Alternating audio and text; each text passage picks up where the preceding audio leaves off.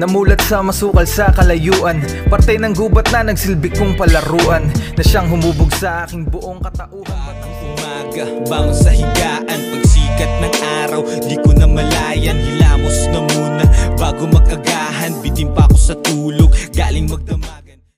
Yo! Lyricus Battle League! Present, Gitgitan! Nandito tayo ngayon sa Calaos Backyard, sa Kisaw, Pililla, Rizal. Lyricus magingay para sa parting na laban. Maraming salamat sa Calaos Backyard para sa venue natin, tsaka sa food natin. Maraming salamat sa Blaze Apparel ni Kagawad Blaser, sa Mayabang Records ni Manda Baliw, sa Everyday Hustle Apparel ni Boss Bon, sa Orbate ni Boss Jake, sa Di Macaroni House, Kuya Carlo, Ate Eds, kay Narciso at kay Carlo, kay Dax Ian, Ezekiel Reyes. Ayan. Non-tournament itong laban na parating. Parehas nilang debut battle to. Unang laban ng gabi. Sa kanan ko, galing pang Nueva Ecija, Islas Parañaque, magingay para kay Gigon 13.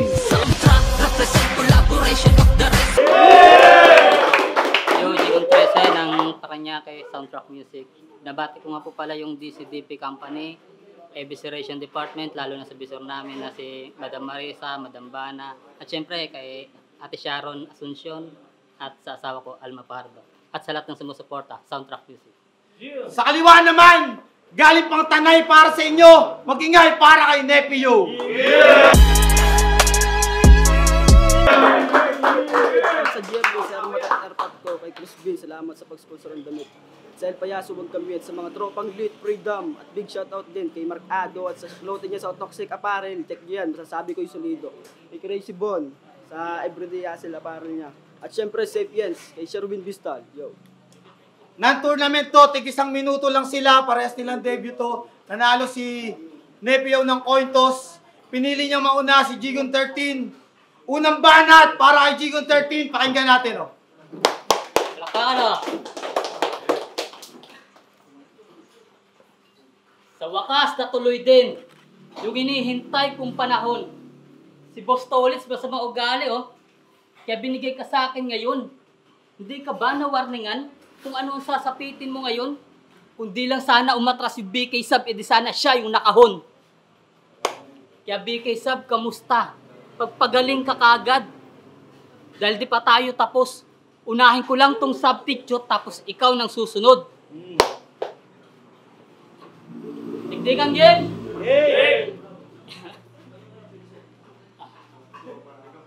Sapa, digdigan yan mo! Paras natin unang salang dito sa liga, kaya di inaasahan dito tayo nagtagpo.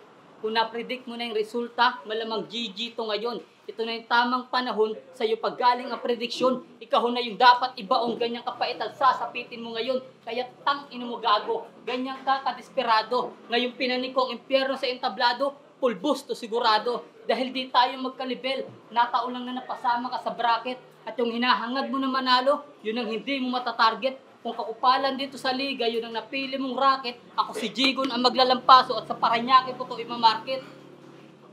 Puputukan ko to sa sentido hanggang sa paningin niya ay magblanko. Pagkabagsak, sabay tadyak, sabay silid sa sako. Yung utak at dugo mo nakakalat, ako nang bahala maglampaso.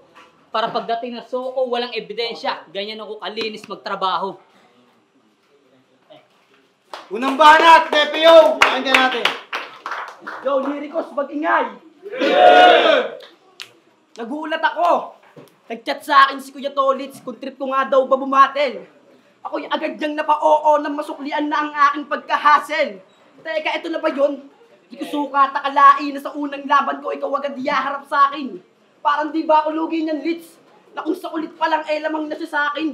Aba, teka lang, hindi ako papayag. Representata to ng Tanay, kaya sa unang lapag, sisiguraduhin ko, dala ko aking bayag. O lugi, sa kulit, nakuha niyo ba aking punto? Makulit pala yung taong yan, sige lumapit kayo, pagbabatokan natin kanyang ulo. Ang cute kasi ng mukha mo. Mukha kang penguin na homeboy.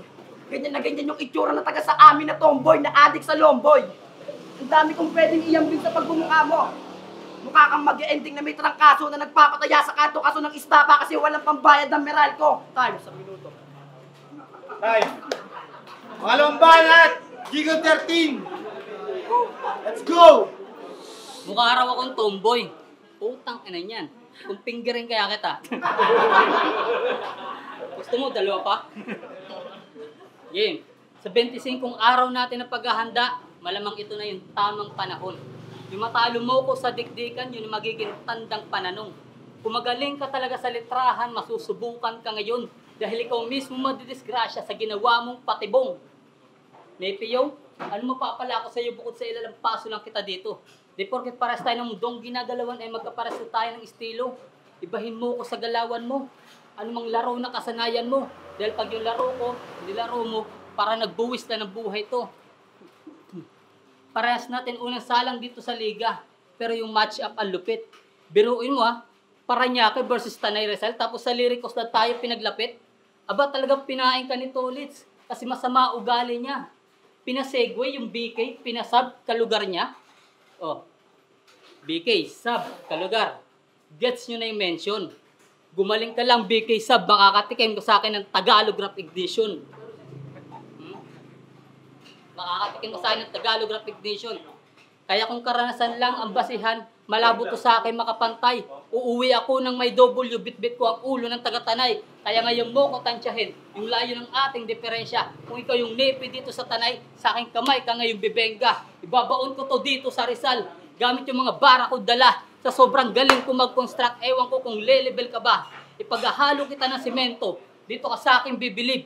Dugong mo yung magsisilbi kong tubig sa gagamitin kong padilig. Gigilitan kita sa leeg.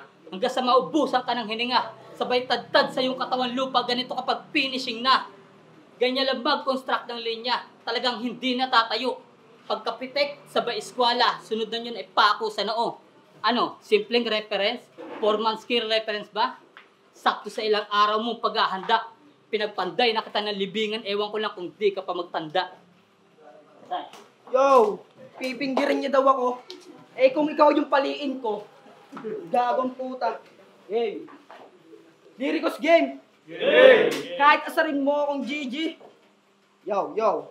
Kahit asarin mo akong bungi, di mo ako madadaan sa ganyan.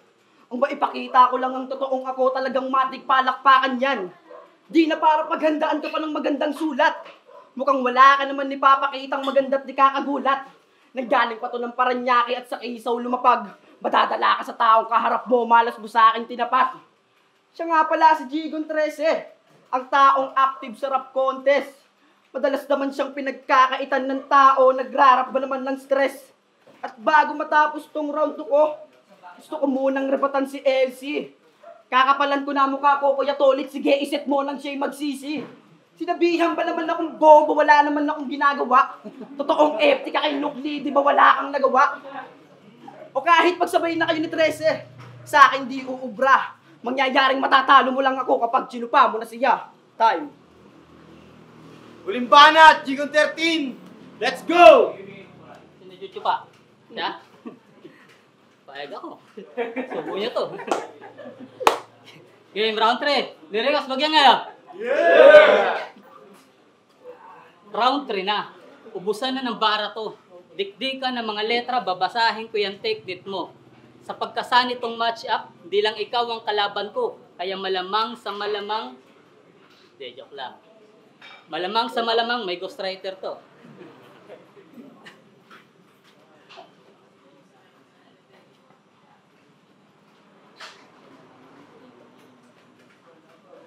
Pero di pa ako tapos, magpi-freestyle na lang ako.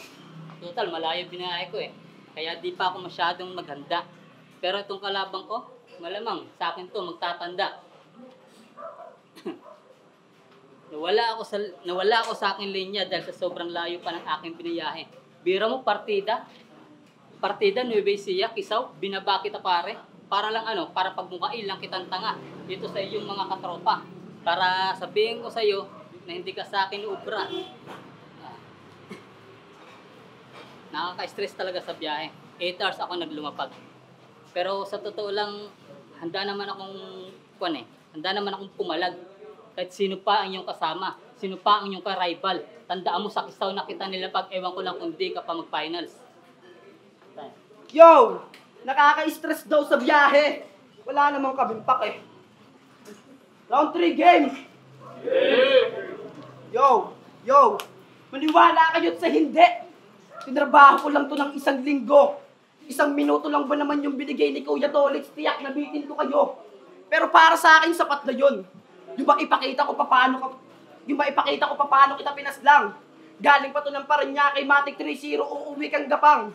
Pasensya na kung hindi kita narespeto. Pinakita ko lang sa tao kung ano ba pinagkaiba natin dito. Kasi masyado ka na matanda. Dapat sa'yo nagre-retire na. Ang makasabay pa sa amin, aminin mong hindi na. Kasi round 1, pinatay na kita. Nung ko muna pinakita ang sarili na kaya ko talaga. Nung round 2, doon ka kumagat sa pain. Matik boto ng hurado sa akin na iyahain. Ngayong round 3 magtatapos na. Tingnan na lang natin ang resulta kung ano ba pinagkaiba natin dalawa. Kung sa unang dinig ay gasgas na ba, wala na akong dapat patunayan pa. Mulat sa pulito, estilo ko, kaya wag mong sasabihin may kagaya. 1 minuto lang yung binigay ni Kuya Tolitz, kaya siya aking sinunod at respeto. Ikaw sobrang tagal mo na sa hip-hop, hindi ka pa rin marunong sumunod sa 1 minuto. Time, baon. Lyricus Magingay para sa laban na yun. Yo! Shoutout nga pala kay Daleo para sa video natin. Shoutout kay Boss Carlo at kay Boss Narce para sa sound system natin. Sa Kalaos Backyard, kay Legit TV. Lyricus Magingay sa pambeses para sa laban na yun. Pero ang boto ng Orado,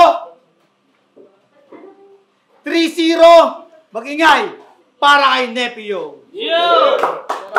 Pinukli. Good luck. Bawi tayo next time. Sa binabati ko nga po pala yung Linoy Ponteveros chapter Parañaque City Council. Capital S. Yo, EGTV, binoto ko si Nepio, tama yung so yun, dahil binoto ko siya, ang reason ay mas nasiksik niya yung 1 minute per round. Mas agad mag-joke yung kalaban. Doon sa kalaban ko na yun. Binoto ko siya kasi trip ko siya. Yun. Deep flow, binoto ko si kita naman siya, delivery pa lang. Sayang din siya yung pag-aandaan niya, galing pa malayo.